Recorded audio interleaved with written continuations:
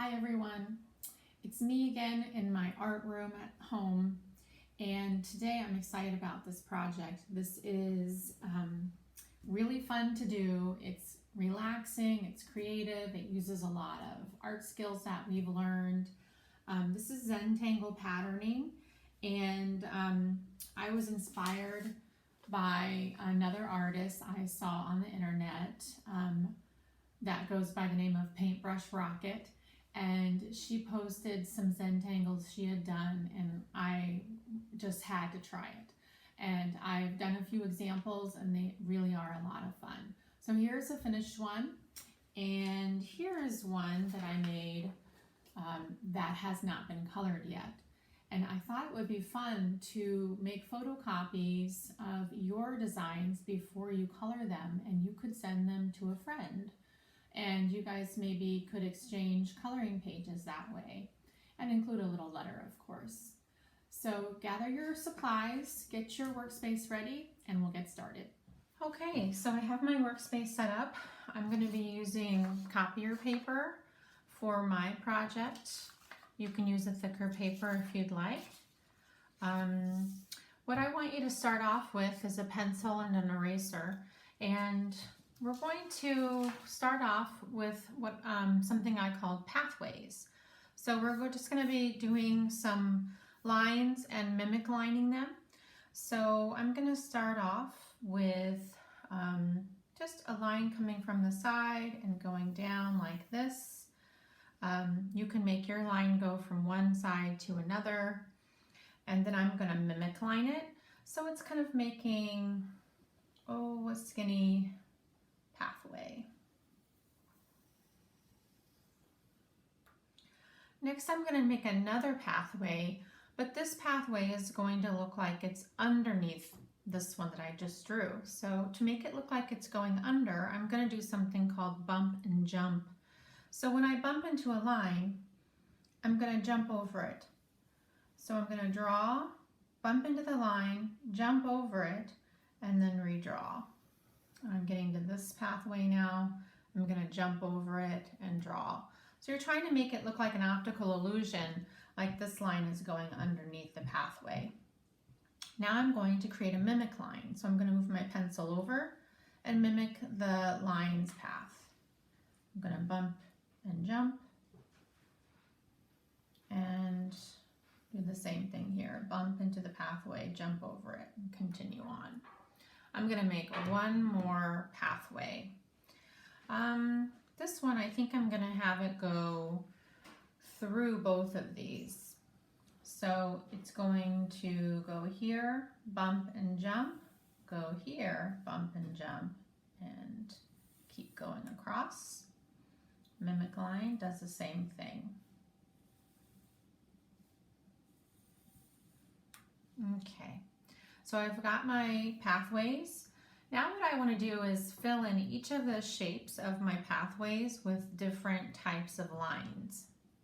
So in second grade we learned about Zentangles. And Zentangles are repeated patterns. Sometimes they have lines and shapes in them. Sometimes just lines. We want to create different types of patterns in each section. So you can see sometimes I used stripes, sometimes I used curved lines, sometimes shapes. You can use your imagination, or you can go with, sometimes it's fun to go with the shape that's already there. So if I'm going to start with this one and I like this shape, I can just repeat it and leave space and just continue doing mimic lines. And I filled in that shape with a pattern. What I like to do is have each section be a different pattern. I think it's more fun to color that way. I'm going to start by making a circle and doing lines that are coming out like this, filling up that space this way. If you want to make it even more interesting, you can just add another circle to it, and that will make that many more spaces to color. Let's see what I'd like for you with this one. Maybe I'll reverse it and I'll do curves this way. What I like to do is keep my pattern simple and easy, because otherwise it might be too hard to color, really complicated and overwhelming to color. I'm going to create a shape here, maybe kind of a line like that, and then I'm going to repeat it within that space.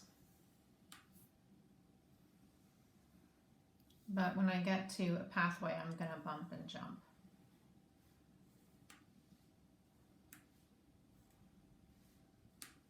And to make that more interesting, I'm going to add a line that's coming out like this and a line that's coming out like that. That way when I color it, I'll have a lot of different colors within that area. How about I fill this one with some polka dots? So some of them are going to look like half circles that are going underneath the pathways.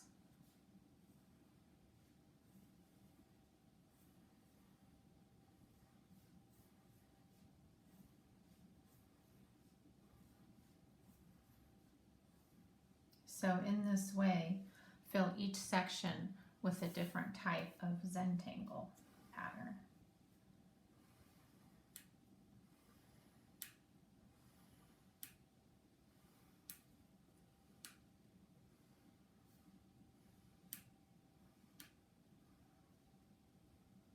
Now this one, if I want to make it a little more interesting, what I could do is add some more lines inside of there. So for example, I'm going to add kind of a line that does that, just to kind of make it a little more interesting. And I'll have another line that looks like it's coming down there. All right, so I have 2 more sections to fill. I kind of like, this is one I did, kind of like a teardrop shape. I'm gonna mimic line that on the inside, and then mimic line it on the outside. I kind of like that one. Make it look like it's going right off the page. And another one that I kind of liked was instead of circles, maybe doing a different shapes here. So what if I fill this with maybe triangle zigzags, kind of like that. Okay, so the last step before you Sharpie this is to add a little bit of patterning to your pathways.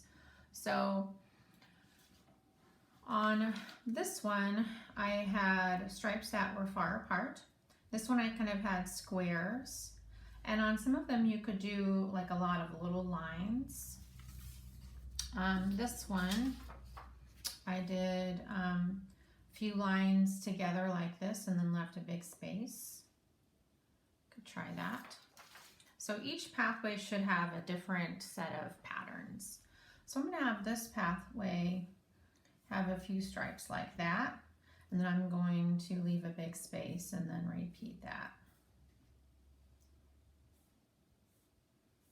And I'm going to keep following my pathway and repeat that pattern as I go.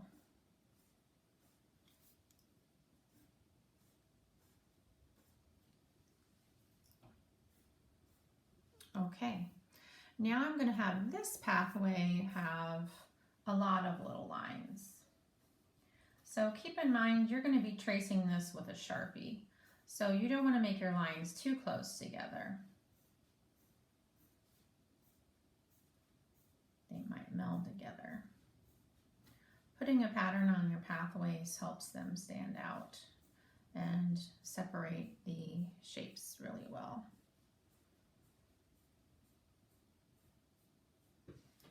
And then I'm going to do kind of a checkerboard on this one where it's going to be like squares. So I'm trying to make them kind of evenly spaced apart so they kind of look like squares. It's kind of hard on the corners.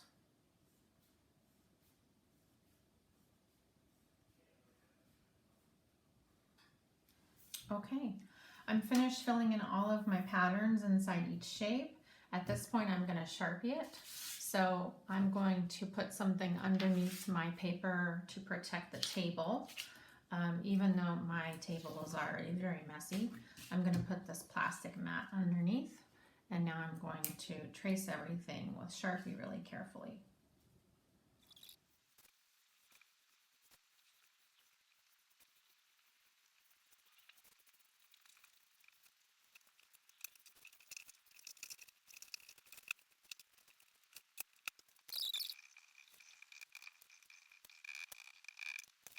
All right, so when you're done erasing, now is the time if you wanted to if you guys have a photocopy machine at home, you could photocopy this, and you could share it as a coloring sheet with a younger brother or sister, or you could send it in the mail to a friend to color. These are really fun to color, so now would be the time to do that before you start to color them. So when you color them, you can use markers or crayons or colored pencils or even paint.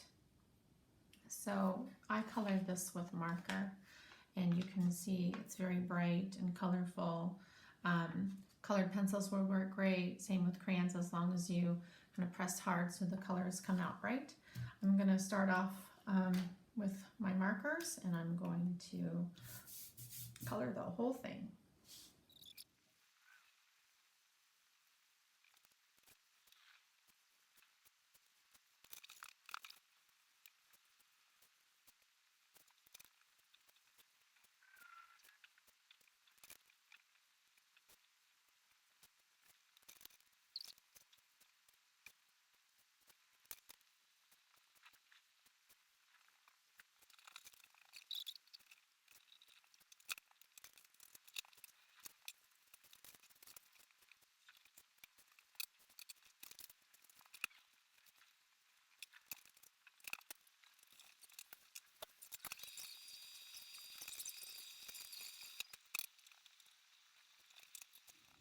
All right, I have finished coloring my Zentangle artwork, and one of the things I wanted to remind you of is it's good to keep the pathways mostly white because it helps them to show up.